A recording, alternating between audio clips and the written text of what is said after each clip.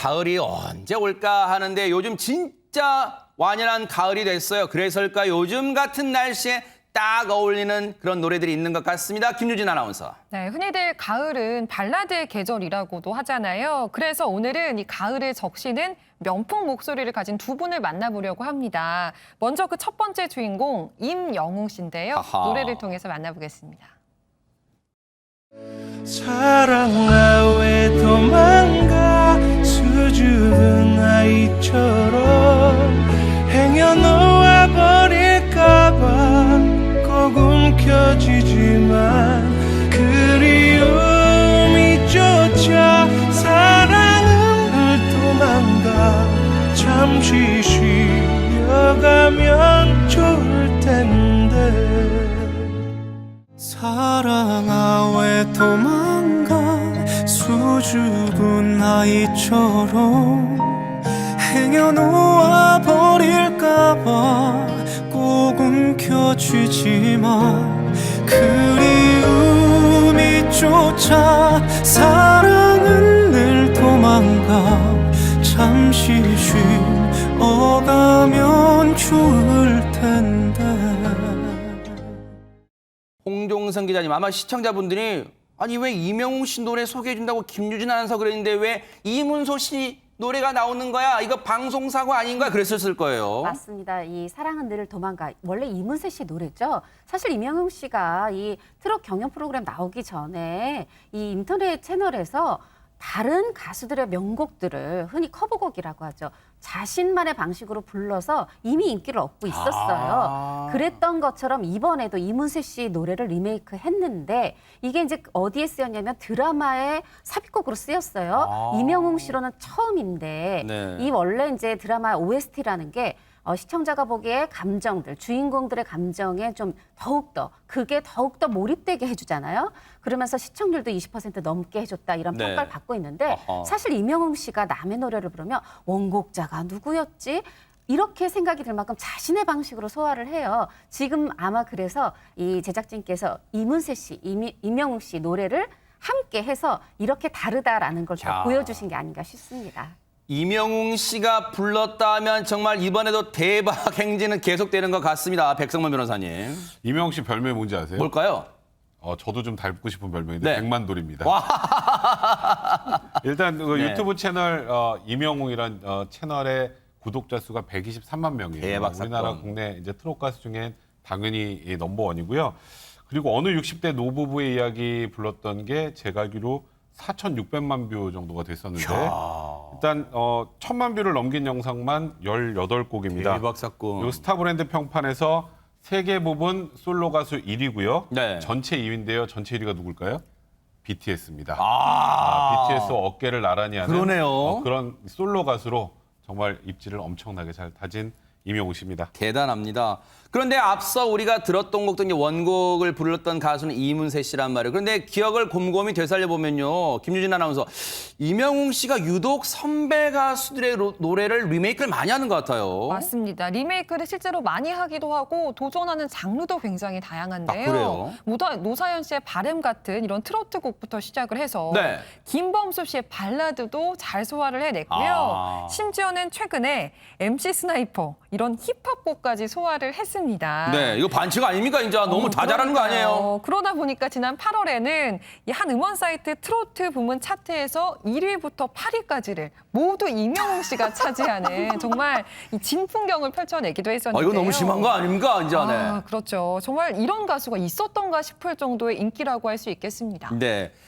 그러다 보니까 이명웅 씨한테는 이 트로트란 세계만으로 너무 좁은 것 같아요. 다양한 노래를 불렀다는데 대체 어떤 노래인지 한번 들어보시고 이어가 보도록 하겠습니다. 말리지 마. 내 이런 사랑을 너만 보면 미칠 것 같은 이 맘을 누가 알겠어. 웨딩드레스 입은 네 곁에 다른 사람이 난 두려워. 나보다 더 멋진 그런 남자 네가 만날까 봐. Despacito, quiero desnudarte a besos despacito. Firmo en las paredes de tu laberinto y hacer de tu cuerpo todo mal escrito. Oh, quiero ver bailar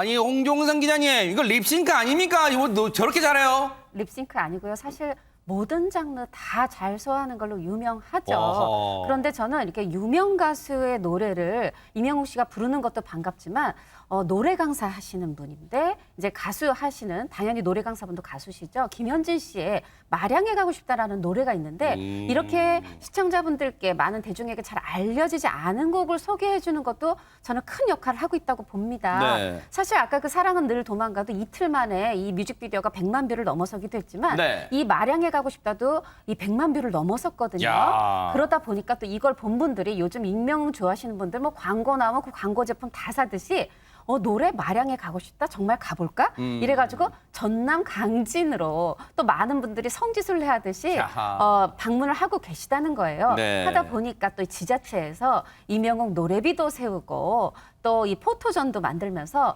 관광 상품화 하는 데 박차를 가하고 있다고 합니다. 강진 입장에서는 참 보배가 될 것 같아요. 이 강진도 떴잖아요. 강진 마량 지역도요. 그런데 손정희 변호사님, 아니 임영웅 씨는 그럼 태어날 때부터 노래 잘한 거예요? 스승이 있었다고 하는 어허. 거고요. 사실 임영웅 씨 못지않은 그리고 보컬하면 빼놓을 수 없는 분이죠. 그룹 부활의 전 보컬 정동화 씨하고 사제지간이라는 소식입니다. 실제로 정동화 씨가 경복대학교 견임 교수로 재직하던 시절에 네. 임영웅 씨가 이제 제자였다라고 하는데요. 제자가 너무 잘 돼서 진심으로 행복하다라고 밝힌 정동화 씨는 네. 임영웅 씨는 항상 열심히 준비해왔던 노력받아 진중하고 진솔했던 친구로 기억한다라고 회상하기도 했고요. 이후 방송에서 만나기도 했었는데요. 이 만난 두 사람 또 듀엣을 선보이기도 했습니다. 임영웅 씨가 물론 무명 시절도 있었습니다만 데뷔 5년 차랍니다. 그런데 데뷔 5년 차답지 않은 게요. 백성원 변호사님 뭐 광고, 예능, 뭐 무대 정말 다 섭렵하고 있습니다. 우리가 그래서 광고, 그다음에 무대, 그다음에 이렇게 음원 그 1등하는 건 봤지 임영웅 씨 쉬는 거 한 번도 못 봤죠. 그러네요. 근데 드디어 임영웅 씨가 쉬었다고 합니다. 하하. 최근 매니지먼트 계약이 만료됐는데 그게 한 1년 6개월 기간제였는데 그걸 끝나고 이제 최근에 이제 홀로서기를 선언을 했는데요. 네. 홀로서기를 선언하면서 처음으로 이제 쉬는데 휴가를 한 2박 3일 갔다 왔다고 하는데요.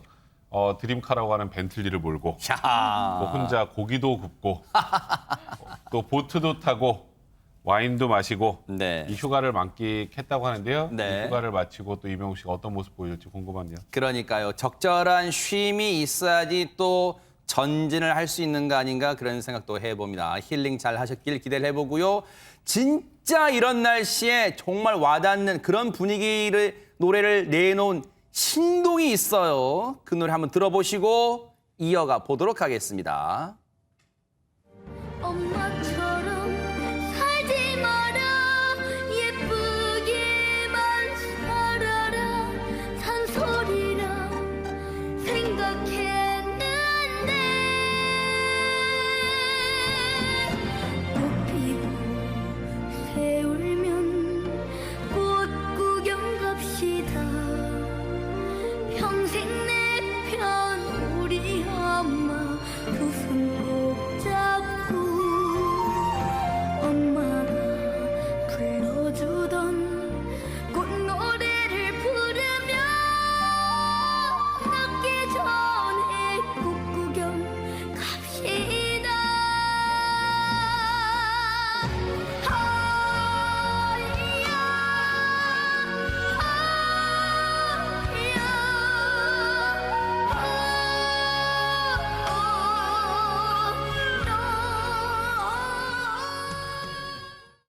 야, 김태연 양 오랜만에 시청자 여러분께 또 인사드리는 것 같아요. 맞습니다. 어제 스페셜 앨범을 냈어요. 소리 그 꽃 사장이라는 네. 그걸 냈는데요. 소리꽃 내장 사장을 네. 냈는데 이 속에 있는 노래예요. 꽃구경 지금 방금 들으신 노래인데 네. 아니 이게 9살의 감성인가? 어떤 호소력이 보통이 아니죠. 아하. 그런데 저는 이게 더 놀라운 게 있습니다. 뭘까요? 이 앨범을 내게 된 이 꽃구경이라는 노래를 내게 된 취지가 자녀분들의 마음을 울리고 싶다.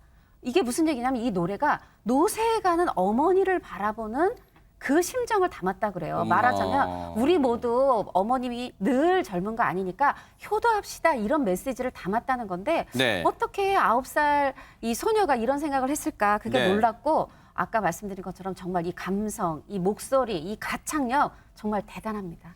아니 솔직히 말해서 저도 아직 노쇠져가는 부모님의 심정을 알 길이 없는데 이제 9살 김태현 양이 진짜 알 수 있을까요, 양윤선 평론가님? 저도 앵커님이랑 똑같은 생각을 했습니다. 많이 공감하시는 분들이 계실 거라고 네. 생각합니다. 만 9세의 어린 친구가 이렇게 호소력 짙은 목소리로 그야말로 국민 효도송이 되지 않을까 싶은데요. 그러니까요. 김태현 양의 아버지가 네. 42살의 좀 많은 나이에 귀한 누뚱이 딸을 얻은 거라고 그래요? 해요. 사실 요즘으로 생각하면 42살이 그렇게 늦은 건 아니다 싶은데 당시에는 뭐 그랬다고 합니다. 네. 김태현 양이 어린 시절에는 아버지가 좀 너무 나이가 많은 것 같다 해서 좀 싫은 감정이 들었다고 해요. 네. 그렇지만 아버지가 자기 어린 시절에 캠코더를 가지고 다니면서 순간순간을 기록해서 그 얼마나 딸이 이뻤겠습니까? 맞아요. 그 아빠에 대한 고마운 마음, 또 아버지의 마음, 아버지도 제 마음을 잘 알 것이다 이렇게 표현한 걸 보니까 네. 이 곡도 정말 대박 날 것 같습니다. 그러니까요. 진짜 양윤선 평론가님 말씀처럼 이 노래가 국민 효도송 벌써 조짐을 보이고 있다고 합니다. 남녀노소에게 다 사랑받고 있다고 하는데 사실 김태현 양, 뭐 아기 호랑이란 이 애칭도 있습니다만 정말 노래만 잘하는 게 아니라 그 노래를 하면서 탁월한 표현력이 대단하다고 하는데요. 그 무대 한번 보시고 이어가 보도록 하겠습니다.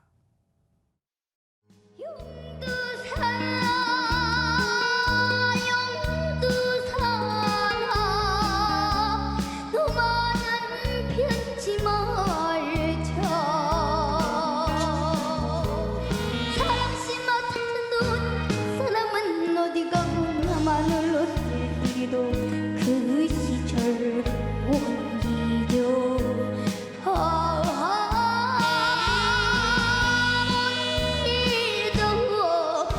온다 나이야 가라 나이야 가라 나이가 됐으랴 오늘이 가장 젊은 날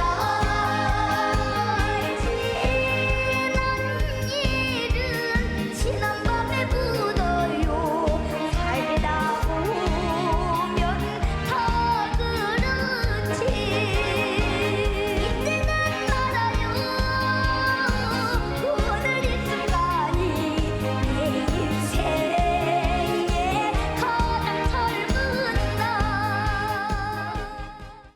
진짜 다시 봐도 표현력이 탁월합니다. 나이에 진짜 걸맞지 않게요. 그런데 홍종성 기자님, 사실 김태현 양을 보면서 많은 분들이, 주변 분들이 이제 걱정하는 대목 중에 하나가 어릴 때부터 경연 프로그램에 많이 나가게 되면 상처도 받지 않을까? 그 부분도 있는 것 같아요. 그렇죠. 사실 경연 프로그램이라는 게 상처를 받을 수밖에 없고 이제 텔레비전 경연 이전에도 판소리와 민요를 즐겨서 여러 대회에 나가서 상도 많이 받고 미국 카네기홀 어른 가수도 서기 힘든 무대까지 오른 그런 태연 양이다 보니까 또 천재 소리도 들었어요. 네. 아유 천재라니 부담스러워요. 물론 태연 양이 속이 깊기도 하지만 네. 사실은 이 팬들의 또 역할이 중요합니다. 이렇게 어릴 때부터 데뷔한 가수에게는요. 네. 그런데 이 팬들이 이번에 신곡 나왔다고 축하의 어떤 선물을 했는데 어떤 거냐면 일단 지금 태연 양이 홍보대사를 하고 있는 곳이 있어요. 어딜까요? 전북 부안 정읍 이곳이랑 또 태연 양의 어머니의 고향이 순창인데 네. 여기에다가 현수막도 설치하고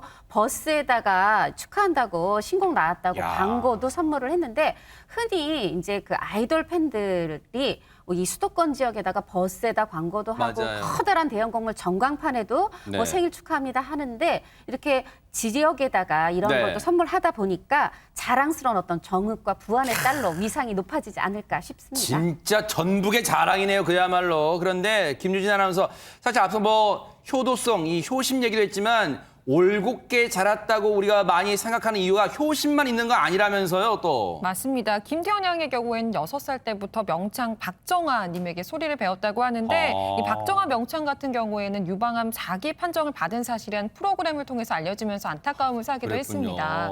그런데 이와 관련한 일화가 하나 있는데요. 네. 암을 선고받기 전에 김태현 양이 먼저 알아봤다라는 내용이었습니다. 이게 어떻게 된 거냐면 박정아 명창이 어느 날 수업 준비를 하다가 체한 것 같아서 손을 땄대요. 네. 그런데 김태현 양이 선생님이 레슨 시간인데도 못 일어나시니까 빨리 병원에 가시라 이렇게 재촉을 했다는 겁니다. 네. 그렇게 병원을 찾았더니 병을 발견하게 됐다라고 전해지고 있습니다. 아이고 세상에 당시에는 이 어린 마음이 얼마나 이러다 선생님 어떻게 되는 거 아니가 얼마나 걱정됐을까요, 백성문 변호사님. 네, 태연 양이 이 박정아 명창 본인의 선생님이 아프다는 이제 얘기를 듣고 엄청나게 많이 울었다고 해요. 그래서 내가 선생님 인간 항암제가 되드려야겠다 이런 결심도 아이고. 했다고 하는데 실제로 박정아 명창이 이렇게 얘기를 합니다. 태연이는 정말 인간 항암제다. 아하. 그리고 정말 전화도 자주 하고 자주 찾아뵙다고 세상에. 하는데 저는 진짜 놀랐어요. 태연 양 최근에 가끔 노래 부르는 거 말고 CF에 나와요. 아하. 근데 그 CF 촬영에서 받은 그 돈을 박정아 명창의 치료비로 어머 세상에. 드렸다고 합니다. 네. 그러면서 태연 양이 이렇게 얘기를 했어요. 뭐 선생님은 엄마보다 감사하고 소중한 존재다. 네. 꼭 나으셨으면 좋겠다. 그런 입장도 밝혔습니다. 참 어른보다 속 깊은 태연 양 또 앞길 또 꽃길만 걷길 또 기대해 보도록 하겠습니다.